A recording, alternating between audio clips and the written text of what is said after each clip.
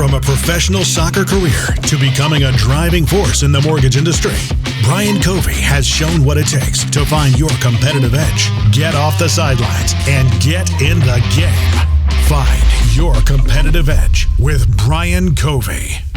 What's happening, guys, and welcome back to another episode of Finding Your Competitive Edge. So today is a special one because this is one of my personal coaches that's helped me over the last decade.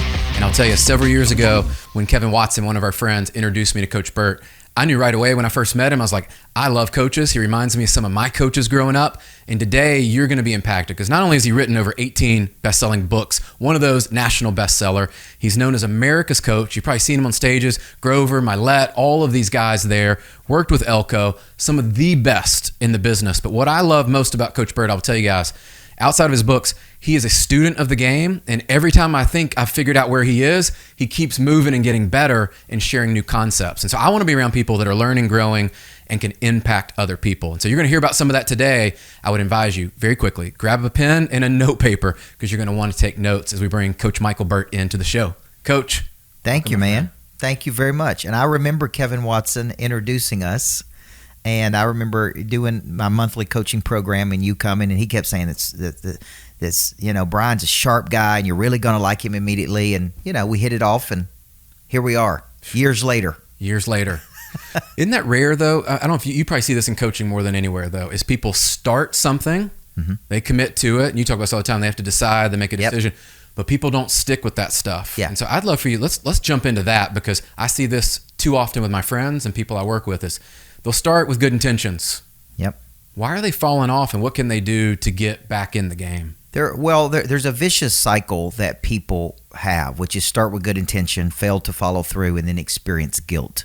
The guilt is associated with grief, I believe. They're grieving their lost potential. So the question becomes, why does a person do this? Well, it could be lack of self-discipline, could be because they don't have deep enough because goals. They don't have clarity of where they're trying to get to. And the truth is, a lot of people think about passion one way, but one definition of passion is to suffer for something you want, right? And so it took me a decade of a lot of suffering to win a championship in basketball. It took me a decade to get my business where I wanted it to go. A lot of long nights, early mornings, weekends, sacrifice. And the truth is, a lot of people don't want to do that. So they want a B goal, what I call the B. They're at A. They're frustrated by being at A. But they're just not willing, as Dabo Swinney says, to suck the sour to get to the sweet. Isn't that the truth? And they don't work the muscle. They can't get in a rhythm and consistency. We've all fallen out of habits. We've all had good habits, then we've for some reason got out of that rhythm. There was a time I worked out at 5 a.m. every morning, and it was just a normal way of life. And then we had have a 1-year-old daughter, so I started getting up with my kids in the morning. That got me out of the routine of going at 5 a.m. in the morning. Then it's like, I'd rather work out at 9:30. I'd rather work out at this. And then once you get out of that rhythm, man, it is hard to get back in that rhythm. Yeah. And the guilt. I'm glad you brought that up because a lot of people don't even admit it, Yeah. And I've been there too where it's like, okay, I'll do the early morning workout or I'll make a certain amount of calls and I'll be on this routine. And you start to look back, you're like, man, why am I not having success? Yeah. What did I do the last 90 days? Yep. So people have got that.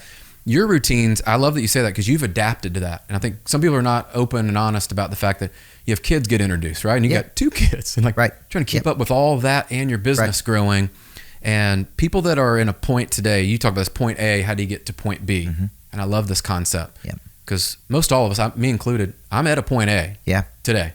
Yeah. I have a point B that I've dreamed about how to get there. They don't even know where to start. Like they hear about habits, atomic habits, all that. Yeah. Let's break that down, like point A to point B. What was that concept and what that means? So in between signing major publishing deals, I made a decision to write a book a quarter to work the muscle. And there's just big things that I talk about. Plus, it gives me new things to talk about in my coaching programs. And I really got that from Dan Sullivan. Sullivan writes a book a quarter to introduce to his students. So it's not always the same thing. Yeah. So I was using this exercise called A to B. You're at A, and you're most likely bothered by something at A. Okay, you're just bothered by it. It's like this is not working like it should. And I could give you a whole list of things that bother me or a whole list of things that I see bother people. And B is kind of your ideal picture. Like B for me is I coach 3 days a week. I spend 90 days a year at my house in Florida I see me and my wife do 3 days a month, just me and her. There's a baseline of how much time I spend with my kids. My company is doing this much in revenue. We're operating on this profit margin. I fly private everywhere I go. All right, so these are all B goals, right? Some of my B goals are intangible. I'm happier. I'm experiencing joy in the journey. I've reduced my anxiety, because there was a time in my life I would wake up with anxiety every day. And when you coach a couple thousand people a month, there's always a problem. This last weekend we had hackers get into my Stripe system. They tried to refund $350,000 worth of payments, which tied up my Stripe account. It's still tied up to this day. So Stripe is still withholding money from me that as we're taking payments, because they're doing this investigation, the hackers that got in that literally went to every customer I had over the last X number of years and tried to refund $350,000 worth of payments. So that's what I woke up to Sunday morning after I just had this great Monster Nation conference. And so there's always a problem, and that problem over years just created a lot of anxiety in me. Yeah. So I hired a coach, worked with the coach. We did a lot of mental work, from mental creation to physical action, not living in catastrophizing, a lot of just mental work for me. But those are things that part of my B is, man, I'm happy. I'm enjoying what I love doing. Mm-hmm. It's not transactional, but there's also very tangible B goals, right? We're making this much money. The company's profitable. We're doing this. We're building Greatness Factory. So that's really why that exercise is so important. So for you, did you write those down? I'm curious about the actual process, because you're very clear on them. Mm-hmm. One, which I think many people suffer. I've looked at my own life. When I was struggling, it was because I wasn't clear on what B was. Yeah. And so I was struggling. Did you write those down? Did you go through a series of exercises to get clear on every them? day? I do the exercise every day. Love that. I do a lot of mental mapping, where I'm a big believer in just writing it down. It's imprinting it in the subconscious mind. You're telling your brain over and over and over, this is what we're going to do. This is where we're going. Mm-hmm. We're going to have Greatness Factories, and we're going to be doing this. So I really do a lot of that. And it's sometimes the same things over and over and over. Anytime I'm on a plane flying somewhere, I'm working, right? I'm at A and I'm moving to B. What does B look like? See, I have new information today than I had yesterday. I got maybe my dreams are bigger today than they were yesterday. Maybe here's a new one that I'm trying to do: speak and sell a product versus speak and sell a service. See, when you're in my business, you speak and then you sell coaching, which only adds to the more people you got to coach. Right. And one day I told my team, I'm like, man, I'm tired. Like we just keep selling coaching and selling coaching. I said I should speak and sell a product, a scalable product. Okay. Well, then things have to happen from there. Okay. We got to create the landing pages, and we got to sell the products, and we got to, but you have big revelations every day that you're in the game. Like, this is not working. I'm bothered by this, right? And I'm lucky enough now to say, you know what, I only want to coach X number of days per week. I'm going to take the great speaking engagements. Like I said, I'm going to Mexico in the morning to speak, and I think I'm speaking about 2 hours over the whole 3 or 4 day experience. And they send me and my wife down there for 3 or 4 days, and it's a good deal, right? I'm bringing value, and they're bringing value. And so this is part of B, though, to do it the way you want to do it. Okay, so I'm going to ask a different question on this, because I've seen you go from levels to next levels to next level, and you're around some of the highest performers, right? I mean, some of the guys we mentioned earlier. Yep. So let's say somebody's experienced success. They got to that B maybe a couple times in their life, a few times. Yep. They repeated success. How do they then think about the things? You're talking about flying private. One of my big goals in the future is like, my daughter going to college soon, and I want to be flying private because I just want to be there for all of that stuff, not for the Vogue or the stuff. Yeah. It's like, it's really practical. Yes. How do you continually move that B further down the field? Well, I was joking on one podcast earlier today when I got the jet in 2017. It's because I had kids. I didn't get it for Instagram. I got it because I had young kids, and I was away from my kids all the time. I've spoken 97 times this year. I've stayed in 97 hotel rooms. I've been away from my kids 97 days. And we're in September, right? Yeah. So I started going, okay, how do I do this? This is a passion of mine. I have to go on the road to meet new people. It's like an artist that has to go on the road and tour. But how do I do this and be home and see my kids in the morning, or have dinner at night, right? And we have a 1-year-old, we have a 3-year-old, we have an 11-year-old. And so I'm like, okay, so why don't I get a jet, right? Well, the B goal moves because I got this jet, Hawker 400, 7-passenger, gets me where I need to go, take people with me. It's awesome. First day we pull out on the runway and there's a big G450 right beside me. And I'm like, this is how you change your B. This is like, well, it'd be nice to have that one, you know? And it's not like you're comparing, but you're going, what's the next big thing? And I think very competitive people need a new goal. They need a new game to play. You are a soccer player. You understand, like if you win a championship, it's like, okay, good. What's next? That's right. What's the next level? And I see mortgage people I coach think that way. I've spent a lot of time with Tim Grover, and we talk a lot about how big time people celebrate, which is typically one day, one night. It's like, that's it. It's like, okay, check it off. We did it. Yeah. How do we do it again? How do we do it bigger? How do we do it smarter? So I think the B is constantly moving, and that's important because it reactivates the prey drive. See, I've coached people making millions of dollars a year that lost their prey drive. They say, well, I've achieved my goals. Now I've gotten complacent. And that affects every area of their life, by the way. It's affected their marriages. It's affected their kids. It's affected right? They've just kind of become like blah, like I don't want to do this. I'm tired. So I think the reason setting new targets is important because it reactivates the drive to pursue. I am miserable when I am not pursuing something. Mm-hmm. When I feel stuck, when I feel static, when I'm not making progress, when I don't have a goal, when I don't have anything to move toward. It's like I'm not a very happy person. Yeah. And you know, I mean, Natalie and I went to St. Lucia once, and that's all I want to do. The bungalows over the water, the 24-hour butlers. And by day 3, I was trying to figure out how to buy one of the bungalows. You know what I mean? It's like I needed something to do because I'm like, okay, we're here, and we sat by the ocean, we sat in the bungalow. It's beautiful, but after about 3 days, I need something to pursue. Yeah.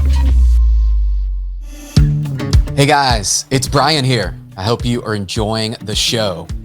By the way, if you're an entrepreneur or a solopreneur looking to grow your personal brand, make a bigger impact, maybe increase your leads, and grow your revenue, let's help you get started today by connecting up with my friends over at the Brand Builders Group.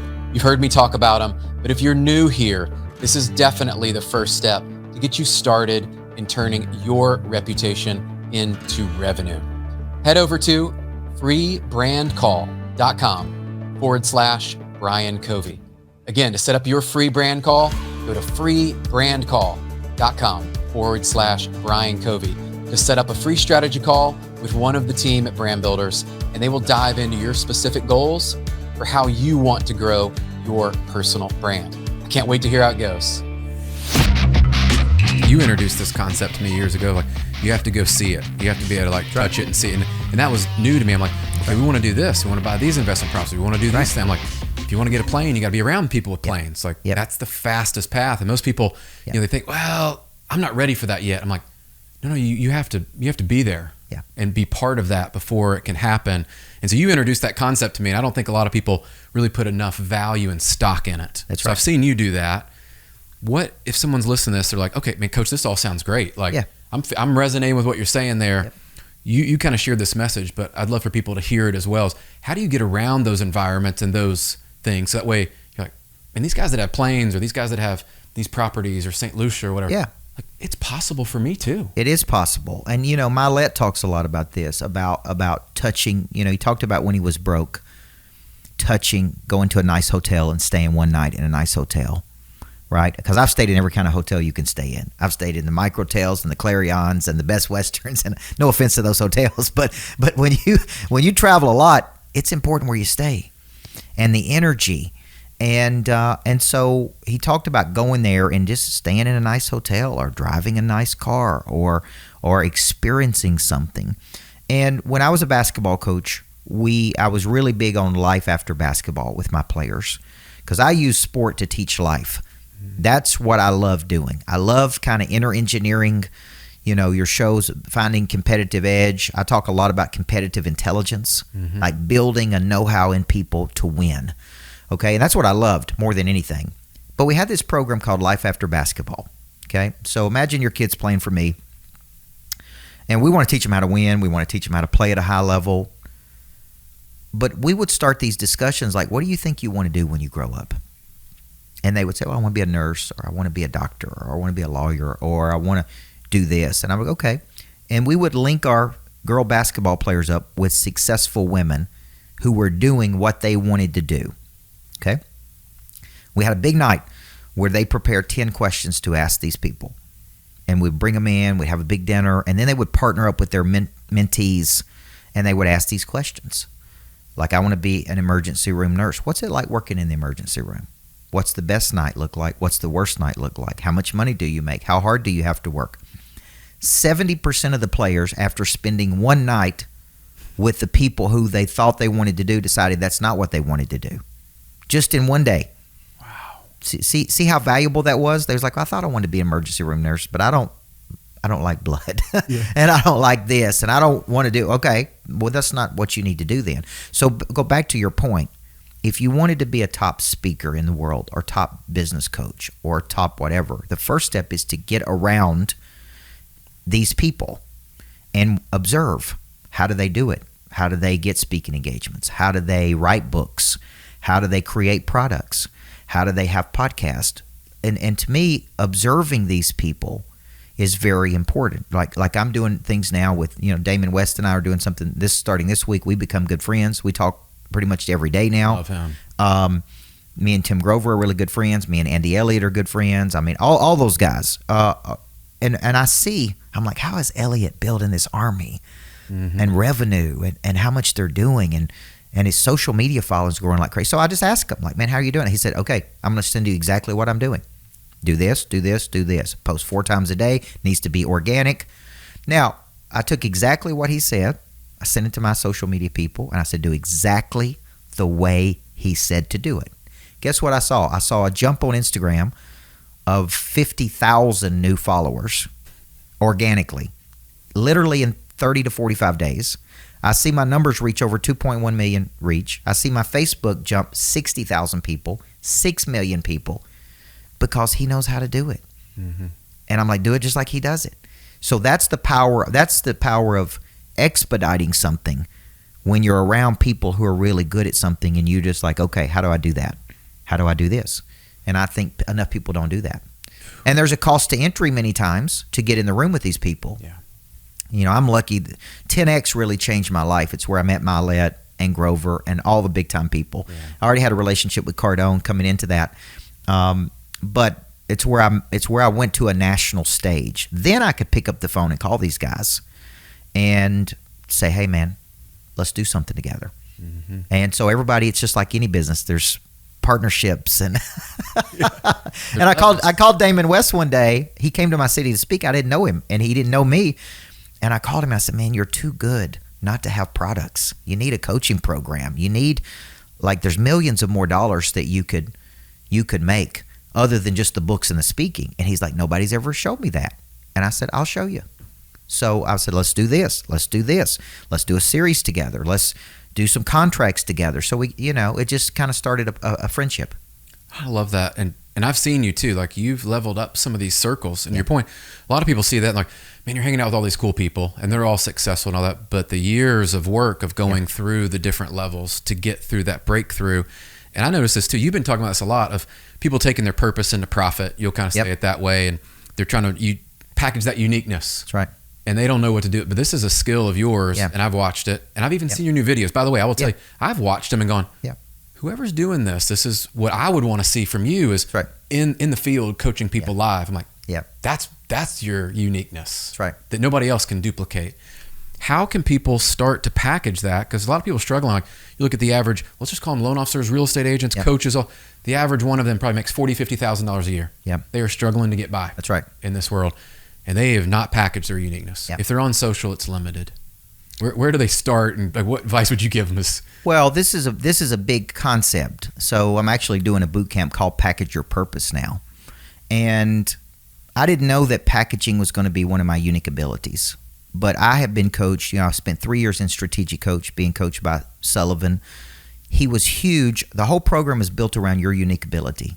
You first find your unique ability. And to find your ability, you got to go to the past. And you got to look at what makes me unique in the world. Well, it's this breakdown and these mentors and this experience. And then you come up and you say, this is my number one ability. It's my primary skill. Then I want to build my whole life around that skill. Okay? And because I studied under Stephen Covey from 18 to 25, I thought I was learning the 7 habits of highly effective people, all of that stuff. What I was really learning was how to package an idea. Covey was a master at taking things and packaging it.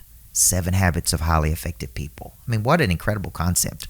One of the best. So see, I was really learning how to package. Then around 40-something years old, after I've been coaching for 10 years, I noticed that I always had a knack for taking a concept like Pray Drive or Person of Interest or $1 Million Follow-Up and packaging it. And then guys like Elliott and Brad Lee and Grover, I would be talking to them and they would say, man, the way you package ideas is incredible. I kept hearing it over and over and over, like go to Coach Burt for packaging. That's what they would tell people. Like I got a referral last week from Grover, and the week before I got one from Micheal, and the week before, and Elliott will send people to me and say, you need to go package your intellectual capital. So intellectual capital is your know-how. It's the easiest way to say it. Based on your unique past, your unique experiences, it's what makes you unique. So first, you have to find it. No schools teach this in America, no matter where your kids go to school. I went to college for 9 years to get 3 degrees and didn't have one class in packaging or finding my talents. Churches are not equipped to teach this to people. There's really nowhere you go to find your talents. And so if no one comes along in your life and goes, you know what, let's find your skill first. Now, once we find this skill, let's package it. Packaging is anything a consumer can feel, touch, taste, or see. So packaging is webinars, podcasts, books, workshops, retreats, morning drives that I do. I send out a message to all my clients at 7:30 every morning through Community app. That's packaging. Packaging is taking this genius that you have, putting it into something other people can absorb. So the loan officer or the real estate agent, if they just sell a loan or a house, they're a commodity. What you're really selling is a skill set. Okay? So that skill set is incredibly valuable because it solves a problem for someone. So packaging is important. And then it moves to marketing of your skill set. And then it moves to monetization of the skill set. And that's a formula I coach people through. Yeah, I know we're going to be digging into that, and we're going to put the link in because I think that is the missing piece out there that you said. That's when I think about, like, what is your competitive edge that you have? And yes, you speak well. Yes, and you coach and all of you have all these things, but that is something that there is no one really doing it. Yep. And so when people are listening to this, I would advise you guys, like, think about what is that? And you said, go to your past to find it. And a lot of people talk about that. And like, what is unique to you that you may think this is what everybody does? Right. And it's usually not. And it's not, because see, your unique ability, what Sullivan would say, and he trademarked those 2 words, so you got to say, you got to give him credit. Yeah. Solves my problem, right? Like your skill set solves my problem, which makes your skill set very valuable. But if I don't know you have this skill set, why do I know to go to you? So money changes hands when problems are solved. So the fundamental relationship is the relationship between your unique skill set and my ambition. And we are aspirational partners to go do this. Like, I need you to go do this. Like when I wrote the book and I used Rory Vaden to make the book a bestseller, I didn't know how to make a book a Wall Street Journal bestseller. For God's sakes, I'd written 16 before that were big sellers, but not Wall Street Journal big sellers. So I needed Rory and his skill set and his strategy. So his skill set solved my problem of making it a Wall Street Journal bestseller. That's how you need to think about these 2 things. I love you mentioned that because we're huge fans, brand builders. Yeah. And I always say, like, there's different people that can help you with different problems. 100%. But until you know what your problem is and where you want to go, it's almost back to how do you get from the A to the B? Well, that's right. What does B look like? That's right. Then who do you identify? And I love you said this too, because this is the biggest problem I see with loan officers and real estate agents today. Some of the best ones, they know guidelines, they know market data. They're super smart, intelligent. No one knows who they are. Yeah. And you said it, they're transactional. They're not relational. So I want to shift gears though, because you talked about something earlier, Pray Drive, which is one of my favorites that you've talked about. You've really coined that. I kind of call it competitive edge. There's some overlap there. Yeah. But I think about great athletes, and I go back to it. When I was reading Pray Drive, I'm like, man, like we did have a prayer. Like we came out there to kill. We came out there to win. Like we didn't care what it took, like blood, sweat, tears. We didn't care. Yeah. And you had it. So what is prey drive? And let's kind of break that down for people maybe not as familiar. Yeah, prey drive is prevalent in an animal. An animal has a prey drive, which is its ability to stalk, capture, and kill prey. Okay? And when I saw that, I go, I had a big revelation, and I said, humans have this drive inside of them, which is to pursue something. Like I have a 1-year-old daughter. She can't talk yet, and she's crawling around everywhere, but when she sees something she wants, she moves toward it. Okay? And we have a ritual in the morning where she gets up and she'll start kind of grunting that she wants to go outside. I take her out by the pool. She wants to see the water. Then she wants to touch certain things. We do the same thing every morning. Yeah. But it's like, hey, I want to go do that. I'm going to move toward that.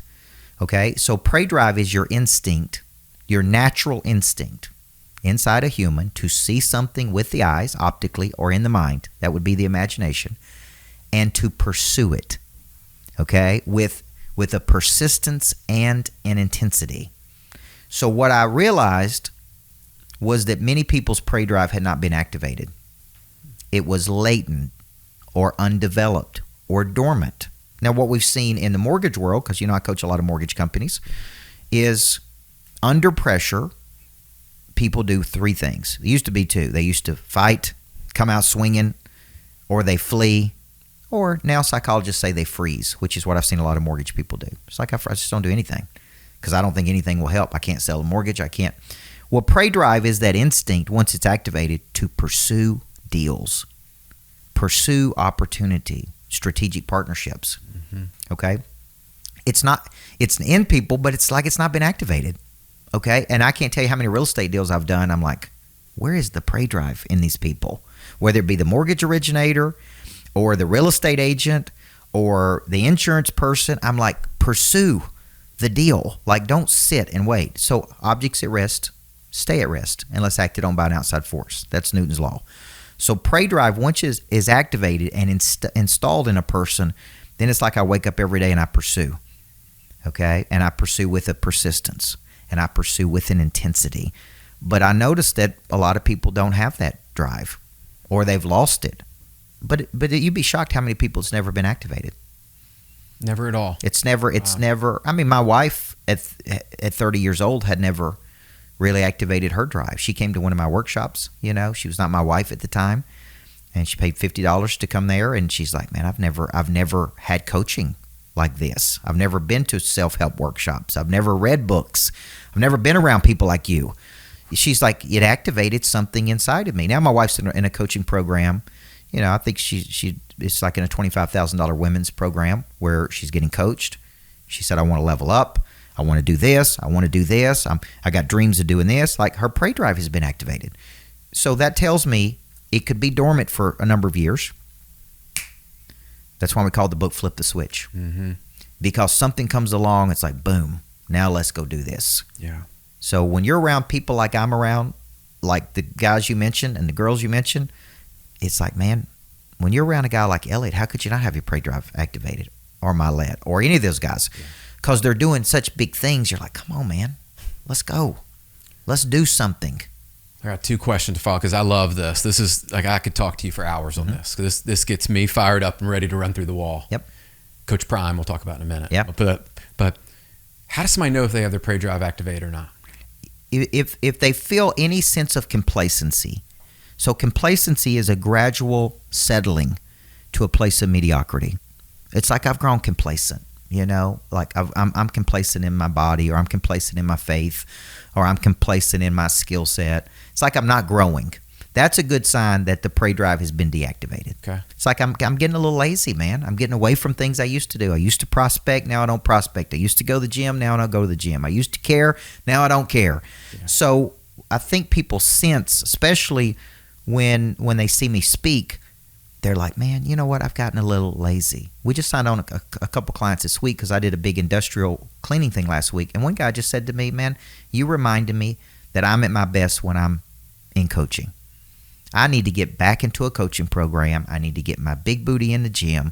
I need to get my life together. You know what I'm saying? He's like, just hearing you speak did that for me. Yeah. So many times it's stimulated by another person. I remember when Jay Kinder, who's and Al Stasic, who kind of 2 of the top guys at EXP, These guys are making hundreds of thousands of dollars a month. And they saw me speak in Nashville for 30 minutes, 20 minutes. I didn't even know who they were. Like, I didn't go into it thinking, oh, all the big people are here, so I need to be good. Something that day, I just hit them really hard. And then I just walked out of there, like, see y'all, and both of them got up and ran out the door, said, you're my new coach. I lost my prey drive. And these are guys making millions of dollars a year. Yeah. So they recognized I have grown a little complacent.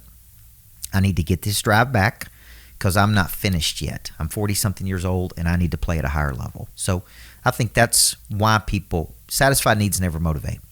Only unsatisfied needs. So if all my needs are met, I got a good life, I live in a good house, I got a good family, I make good money, it's easy to get lazy.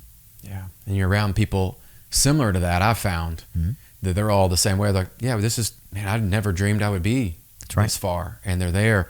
And you mentioned some guys, I would love to break them down because I think you can deconstruct this and you see them. What do the guys like Elliot and some of those guys and Brad I put in that camp and Milet and these guys, like, what do they have that allows them to continually repeat that? Because it seems like their prey drive is activated on just another level, right? And I think a lot of people aspire to, like, I want to be more like that.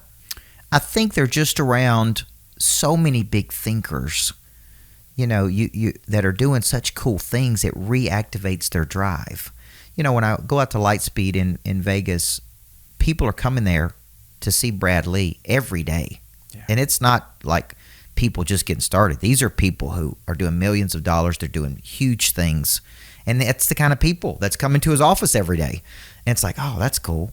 And I think with Elliot, I think he's kind of got an underdog in him. Like, hey, man, I've been overlooked, and I want to be one of the greatest of all time, right? And I'm hungry to show that I can play at this level. I think people like Milet, he's such a fierce competitor that when you and he's doing his podcast interviewing some of the best people in the world. Yeah. That reactivates the prey drive. And he's out there speaking and doing, so he's hungry. Although he's made all this money, he's still hungry to be in the game. And I think when I look at what activates prey drive, fear can activate prey drive. See, when people are under fear, they really do either contract to a place of comfort and give up, or they come out fighting. What should be happening, in my opinion, for the mortgage people out there who watch this in real estate, they should come out fighting every day. Yeah. Fight for every lead. Fight for every deal. Fight for every partnership. I mean, just go to battle every day and have fun going to battle, right? Competition can activate prey drive. If you're a real competitor, like what you see in college football on the weekends, great competitors. Environments can activate prey drive. Exposure can activate prey drive. And then embarrassment can activate prey drive. And I'm a defensive pessimist by nature. Now, that doesn't mean I'm a negative person. There's strategic optimists. And strategic optimists generally believe it's all going to work out. Like my wife's a strategic optimist. She'll show up. It's all going to be good. It's all going to work out. I am a defensive pessimist, which means I think about everything that could go wrong. Okay? And it causes me to prepare and prepare. Saban is a defensive pessimist. So it's been good for me because it keeps me sharp. Like, I don't get complacent. It's like, man, I can't let myself get complacent because somebody else is out there. So I think when you understand that, fear of embarrassment can actually activate the prey drive, because I hate losing more than I like winning. That's the basketball coach in me. It was embarrassing when you get to the level we were at Riverdale. My last, we were winning 25 games a year and competing at the highest level. So it was real embarrassing when you got beat. It's like, oh my gosh, how did we get beat? I thought we were supposed to be the best, like it would be at Alabama. Yeah. I mean, you got to think about how that activated their drive. It's got to activate Saban's drive, because it's like, hey, we take a lot of identity and we're the best in the world, and we just got beat. Or what Dabo Swinney's going through at Clemson. It's like, hey, man, we were just national champions a few years ago. Like, what's going on here?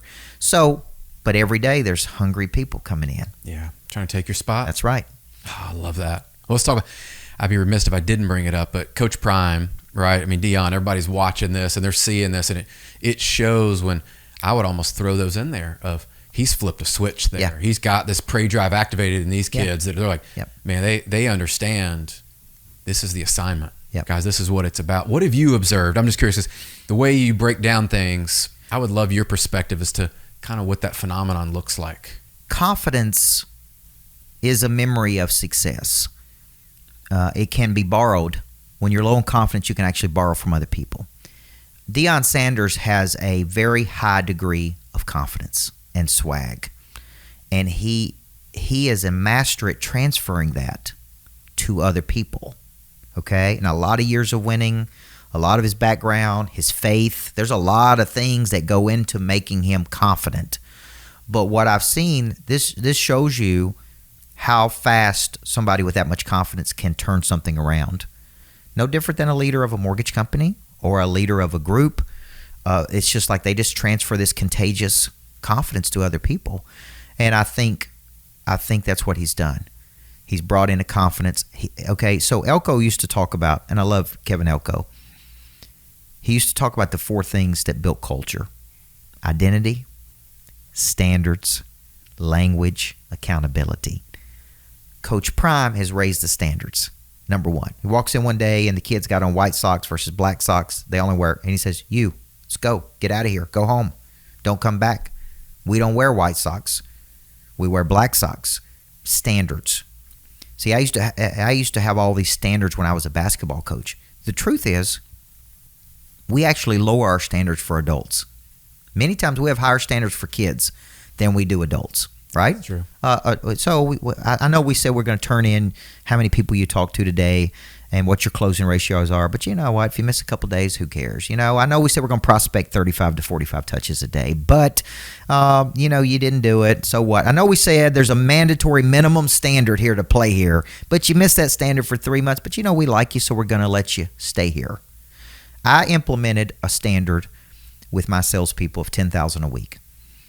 Okay, to me that's a low standard. That's $40,000 a month. It's $480,000 a year. And I said, as much as I love you, if you don't sell $10,000 a week or $40,000 a month, we will release you to go somewhere else. And they didn't believe I would do it until I started firing people. And I'm like, look, guys, to play here, we're going to play at a high level. And that's the end of the discussion. We're going to track how many, there should be 35 to 45 outbound touches a day. We're going to track your closing ratios. And we're going to, if you don't hit these numbers, then we're going to free you up to go somewhere else where they don't have any standards. Totally up to you, right? Mm-hmm. And I'm looking for Navy SEALs, not baby SEALs. And people, some people hit it, and some people didn't even attempt to hit it, and I let them go. And I'm like, man, I like you as a person. We can hang out. As a buddy of mine said, we can have dinner. We can talk. We can talk about life and the weather and kids, but you're not going to work with me. Yeah. People are afraid to do that, though. I think that's what I see in leaders. And I love the way you went through that. I'm glad you shared it the way you did, because I do think that is the energy and the contagious nature of a leader that comes in and has the belief and the confidence. Yeah. And you also hit on something, too, is if we all go back, for many of us, some more than others, we have success in areas. Yep. And we just often forget about it, or we just suppress it, just don't even think about it. I'll go back to, that was one thing you taught me, is like, I'll go back to those because I do think there's relevance of winning championships, fighting through the bad 100%. Seasons, continually showing up, being around people. Yeah. Like, man, that's proof that if I put the work in and I stay consistent, I'm going to get this outcome. Well, I did this big mortgage conference last week, about 600 originators in Texas. Great event.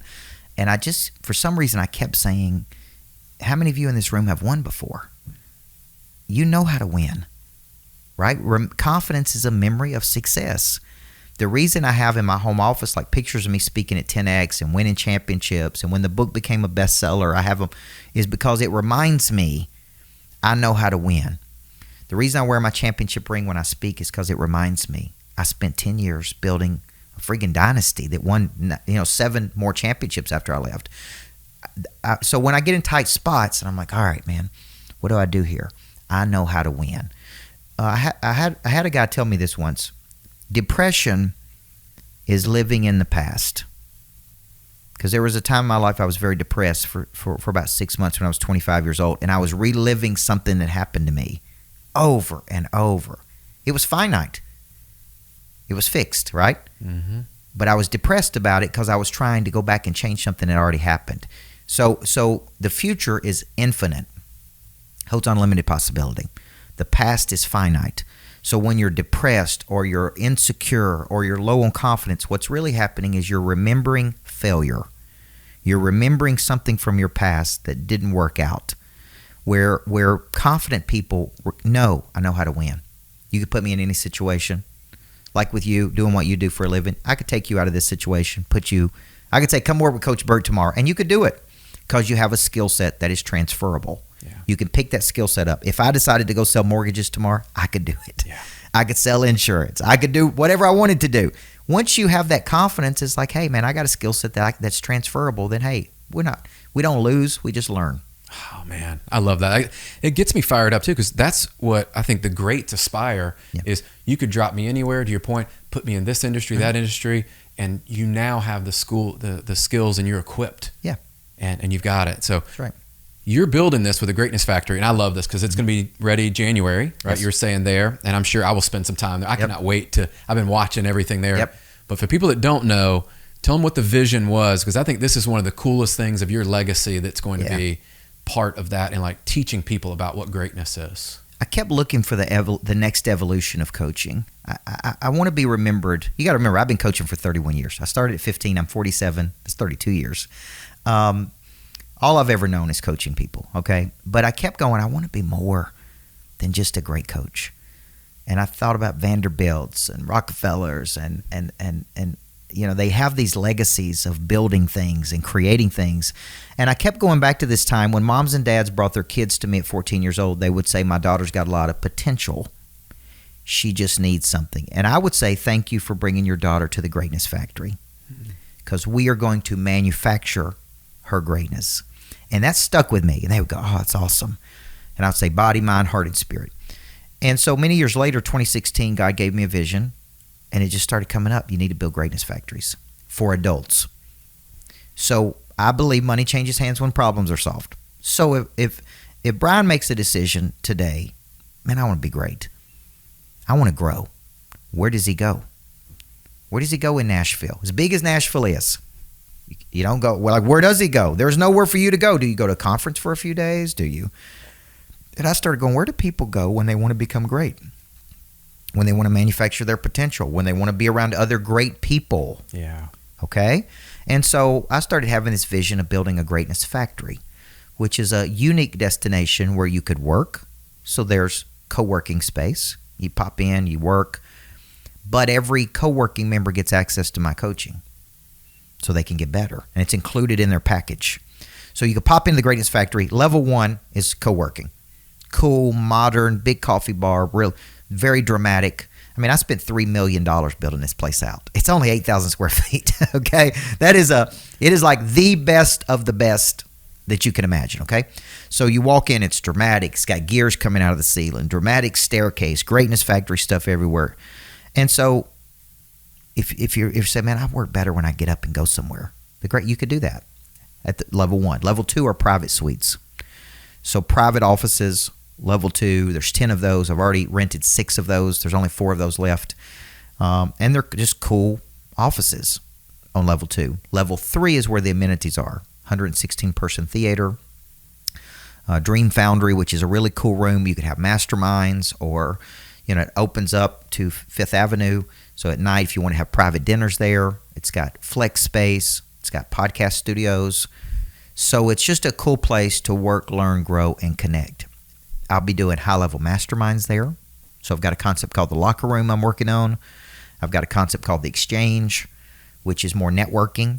You're entering into it to network with other people and get business and do business, like a very high-level B&I. So it's like a WeWork on steroids. Mm-hmm. Every member gets access to coaching.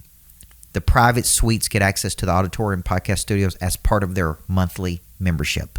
So if they take this office, they may get to use the auditorium 6 times a year, 12 times a year, depending on the level. And then we'll actually rent the theater, the spaces, so people can rent it in Nashville. That's going to be so cool. I cannot wait to see it when it's there. And I know it's going to change the game. Yeah. Not just for Nashville. I think people will see this. They'll be attracted and go, to your point, where is this destination? That's right. Everybody's flying around, renting hotels, renting out these places. And it's like, man, you could combine it. And that's something I think you do exceptionally well. Is like, even the concept you just talked about. you have this integration of like, that's right. We do this and we do this and we do this. And by the way, they all just feed each other. They all should be together. And no offense to hotels and no offense to country clubs, but they just don't, they're not structured to have great events. Yeah. The way I know how to have an event. The audio's not right, and this doesn't work. And country clubs are really the worst, and because they're not set up to hold events. They try to put it together and piece it together, and I'm like, man, we're going to compete with you. We're going to have a state-of-the-art. I mean, we spent $350,000 on the AV for the auditorium. It's got a huge LED screen. Like, you can go there and know you're going to have an incredible event because it's an event venue, and it's set up for conferences, and we can do concerts. We can flip. It's set up with the acoustics to literally flip from an education event to having a private concert with music and energy. So it's just a cool place, but I'm trying to fill a void in the market. Mm-hmm. And I'm trying to compete with all the people that overcharge, number one, for space. And you got to buy $3,000 worth of water, and you got to get coffee. And it's like, come on, man. Like, this is ridiculous. Yeah. So I think we're going to make a dent in the Nashville market. And then hopefully we scale this out to other markets. Yeah. So I love one of your sayings, and this will kind of land the plane with everybody, is you always talk about you believe everybody needs a great coach, mm-hmm. and a great coach can change your life. Yep. And I know I'm like living proof of that, like with you in my life. Yep. And I was just like it's one of those like blessings where like, man, God will put people in your life. Yeah. You just have to take action, like you said, and pursue it. Yep. Talk to the people out there about why you believe it's important for people to have that great coach. Because, I mean, for some of us, we're like, man, I'm not going to operate without a coach ever again. Because I just know I'm not my best without someone or many people That's right. helping me. Well, and you know, you've done a good job of going to different people for different reasons. You know, we're each specialist in our own way. And I can't imagine life without a coach. I know human nature. I've spent a lot of time studying human nature. Why do people become lazy? Why do good people turn bad? Why do people not do what they say they're going to do? Why do people give up on their dreams? Okay, and here's what I know: without a stimulus, left to our own devices, we contract. Right? We contract physically, mentally, emotionally, spiritually if we don't have something stimulating us. A good coach. Now, there's a lot of bad coaches, and that is really what's giving coaching a bad name. Is because there's 700,000 people in the United States that call themselves a coach. And some of those coaches have never produced anything, never created anything, never ran a business, and they're coaching people on how to do these things of which they've not done. And so I think that's why coaches can get a bad name. But the reason you need a coach in your life is the great coaches are masters at filling missing structures, instilling knowledge, skill, desire, confidence. They bring strategy. They bring energy. They bring something to the table. Jordan, at the end of his career, you know, they were going to get rid of Phil Jackson, which is crazy. Yeah. And that was ego. It was really Jerry Krause's ego with the Bulls, and he couldn't coexist with Phil Jackson. So he said, this is Phil Jackson's last year with the Bulls. And they've won 6 championships. They probably could have won 7 or 8. And he said, I'm not bringing Phil Jackson back. And Jordan said, don't put me in a position not to play without my coach. This is the greatest player of all time, saying, I need this. Why did he hire Grover? Because he was getting physically beat up by the Pistons, and he said, I need to get stronger. And Grover was with him for, 13 years. So it's like, just ask a simple question. Do the top Olympians have a coach? Yes. Do the top athletes have a coach? Yes. Do the top CEOs have a coach? Yes. They all have coaches. Shouldn't that tell you something? Right? Now, we can debate all day long. Like, I hear mortgage people say, well, you know, you don't specialize in the mortgage business. And I actually think that's a benefit. I bring a fresh perspective to the equation based on my background and pedigree. I call that vujade. Right? Deja vu is where you've heard something before. It's like everybody tells you, knock on more doors, make more phone calls, do this. I'm trying to bring something unique and different based on my background. And some people like that and some people don't. Mm-hmm. But I don't think you have to do something in that industry.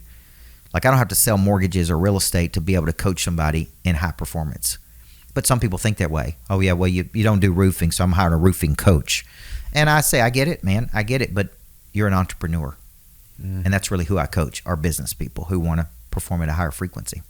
I love that. And I'll just be a testimonial of my best years have been from people like yourself and people that were not in my industry. Yeah. Because many times the people in your industry, I found they have a preconceived notion of how it has to be versus outside ideas, structures. You go, I've never thought about that. And usually it's that one new idea or new information that is the breakthrough. So I love that you share that, because we're dealing with that right now in the mortgage industry. Yeah. And people are like, well, I'm just going to go to this person because of this.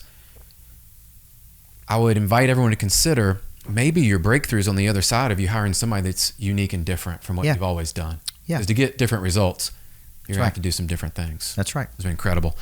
Coach, anything we haven't talked about or that you have been studying lately, because I know you're always moving. What are you working on now? Right now I'm trying to make a decision if obviously the Greatness Factory is a big thing I'm doing, but I'm also trying to make a decision if I want to go into the 18 to 25-year-old market and create prep schools that would be alternative to universities, where we teach the habits of the top performers in the world, and I just think, is there a market there big enough for people to go there that are not going to go to universities? Or could they go to university and go here? And so that's a concept I'm playing with because I think I see underprepared people because they haven't had the training they need to produce. What do they need? Confidence. They need the remarkable boldness. They need intrinsic motivation. They need connection skills to really produce. So I'd probably pilot test that with 30 to 50 students. Probably at a tuition of $12,000 a year or something like that on a 2-year program. And then year 3, they would be personally coached by me or something like that. So it's kind of like my own little university I'm playing around with. Well, the data and the trends are moving that way. Yeah. I think about it as my kids grow up. It's like, do they go to college? Maybe if they play sports, maybe if it fits them. But now we're starting to see that is changing. And if anybody's not picking up on this, I'm just going to drop this on you. If you didn't listen today, like, you're always thinking about problems to solve. You're always paying attention. And in your own life, I tell everybody, I was like, you're in the mortgage industry. Now, I'm in the helping people. Yeah. Like, I'm trying to figure out what's needed. Right. How do I help? Where are my skills best served? And I've always found the marketplace just rewards you. They end up just paying you or giving you opportunity. That's right. And so as you guys are listening to this, catch that. Don't miss it, because I think it's a good way. Yeah. Yeah, just go back to, you have a skill and they have a problem. Or you have a skill and they have an ambition. And when you put these two things together, that is really confidence, cash confidence, because there's always problems. With 8 billion people, there'll always be problems. That's right. And selling a mortgage to a person solves a problem. They can't buy the house with cash, which is most people. Mm-hmm. Solves a big problem. So now, if I knew more people, could I sell more mortgages? Yes. If I was more connected, if I was in front of more people, if I was attracting more leads, if I had more prey drive, there's plenty of deals out there to be had if you just pursue them every day. Trust me. That is true. That is true. Thank you. I mean, I was looking forward to this one too, because selfishly, it's one of those. I love these conversations. Like you said, podcasting has been a way for me to get in front of amazing people and go, I'm going to listen, I'm going to learn, I'm going to deconstruct this afterwards. Yes. And take notes. And we're going to share all of the links, because I know you're doing the big deal with Damon. Yep. You've got the Greatness Factory. You've got your regular, monster group, all this stuff. Yep. We're going to plug people in, because I think people need a great coach in their life. And you're one of those. Thank you for being one of those for me. And 100%. That's why I always stay engaged. I'm like, man, people that are able to activate your prey drive over and over and help you become better, those are the people you want to be around. Yep. So thank you for being one of those people. You got it, man. Yeah. Thanks for being a great student. Oh, always a student, right? Yes. And we can teach. Well, guys, this has been another episode of Finding Your Competitive Edge. You can find a lot of things that Coach Burt does really well, but I would invite you to go back and find, where does your story and your passions lie in what Coach shared today? Because there's something today that you can help somebody solve a problem. There's something you're excited and passionate about, but there probably is a point A you're at and a point B that you heard today. And you need to figure out what those steps are to get you there. So we're going to provide some links. Let us know what we can do to help you get there. And make sure you like, subscribe, leave the reviews, all that stuff. That helps us get the show in more people's hands, whether it's people in high school, the 18 to 25-year-olds after, or adults. We want to make sure we make a positive impact, help everybody become the winners that I believe God called you to be. So we'll catch you on the next episode. See you guys.